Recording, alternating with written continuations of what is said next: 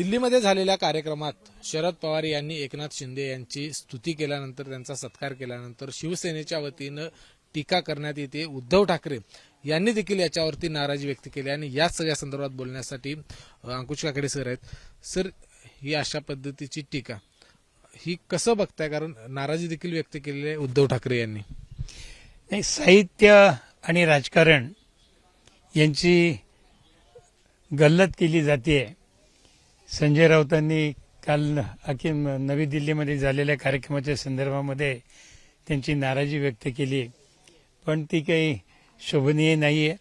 आपण सर्वांना माहिती आहे की नवी दिल्लीमध्ये अखिल भारतीय मराठी साहित्य संमेलन होत आहे।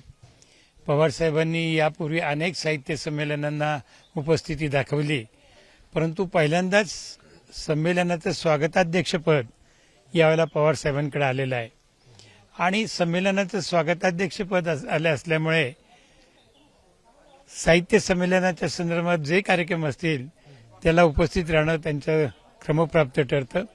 अर्थात हे जे कार्यक्रम ठरवले जातात त्याच्यामध्ये पवारसाहेबांचा काही संबंध नसतो। नियोजन समिती साहित्य संमेलनाची ती सर्व कार्यक्रम ठरवत असते आणि त्याचं निमंत्रण दिल्यानंतर साहेब त्या ठिकाणी येतात। काल देखील काही सत्कार त्या ठिकाणी साहित्य संमेलनाच्या निमित्ताने आयोजित केले होते आणि त्याच्यामध्ये महाराष्ट्राचे माजी मुख्यमंत्री एकनाथ शिंदे यांचा देखील सत्कार आयोजित केला होता। आता पवारसाहेब त्या ठिकाणी होते, एकनाथ शिंदे होते, ज्योतिरादित्य शिंदे होते, इतरही अनेक वेगवेगळ्या क्षेत्रात काम करणारी माणसं होती। त्या व्यासपीठावरती राजकीय अस्पृश्यता त्या ठिकाणी नाही। यापूर्वी देखील अनेक साहित्य संमेलनं झाली। मला आठवतंय की दादरला कवी वसंत बापट स्वागताध्यक्ष असताना बाळासाहेब ठाकरे त्या संमेलनाला गेले होते। मुख्यमंत्री त्यावेळेला मनोहर जोशी होते। चिपळूणला जे साहित्य संमेलन झालं त्या साहित्य संमेलनाला स्वतः उद्धवसाहेब ठाकरे देखील होते आणि गोमनला झालेल्या साहित्य संमेलनामध्ये तेथील मुख्यमंत्री प्रकाशसिंग बादल, नितीन गडकरी, पवारसाहेब हे सगळे एका व्यासपीठावरती होते। ही सर्व राजकीय पक्षामध्ये काम करणारी मंडळी साहित्य संमेलनामध्ये एका व्यासपीठावरती आली म्हणजे त्यांनी कुठेतरी आपले राजकीय विचार बाजूला ठेवलेत असं समजण्याचं काही कारण नाही। ज्याला त्याला त्याचा पक्षाचा अजेंडा ते राबवत असतात। खरं म्हणलं तर काल त्या ठिकाणी शिंदेंनी देखील पवारसाहेबांच्या बाबतीमध्ये सांगितलं की पवारसाहेबांनी नेहमीच या ठिकाणी विधायक राजकारण केलं। राजकारणामध्ये साहित्य, संस्कृती, कला, क्रीडा याचा आणि राजकारणाचा कुठेही संबंध येऊ दिला नाही आणि पवारसाहेबांनी देखील ते पथ्य पाळलेलं आहे। त्याच्यामुळे मला कल्पना नाही उद्धव साहेबांनी काय टीका केली, परंतु संजय राऊतांनी टीका केल्याचं मी त्यांचे बाईट पाहिलेत, ते तितकंसं योग्य असं मला वाटत नाही। साहित्य आणि राजकारण ही दोन वेगळी क्षेत्र आहेत, ती वेगळी क्षेत्रच राहिली पाहिजेत अशा मताचं आम्ही आहोत। संजय राऊतांनी टीका करताना असं म्हटलं की हे दलालांचं साहित्य संमेलन म्हणजे साहित्यिकांचा देखील अपमान केला अशा पद्धतीचा सूर या ठिकाणी उमटतोय। कारण राजकीय टीका ही वेगळं व्यासपीठ असतं आणि साहित्याचंही वेगळं आहे। नाही, त्यांनी एक वेळ मी म्हणतो की राजकीय टीका केली असती तर मी समजू शकलो असतो, परंतु साहित्य संमेलनामध्ये येणारे किंवा साहित्य संमेलन जे भरवतात ते साहित्य क्षेत्रामध्ये गेली अनेक वर्ष संमेलन भरवतात, त्या क्षेत्रामध्ये काम करतात, ते स्वतः साहित्यिक आहेत। तेव्हा त्यांच्याबद्दल किंवा इतरांबद्दल हे दलालांचं संमेलन आहे म्हणणं आहे हे अतिशय चुकीचं आहे। खरं म्हणलं तर ते शब्द संजय राऊतांनी मागे घेतले तर बरं होईल, कारण राजकारणामध्ये आणि साहित्यामध्ये अनेक नामवंत मंडळी आहेत, त्यामुळे त्यांचं अशा पद्धतीने अवमान करणं हे योग्य नाही।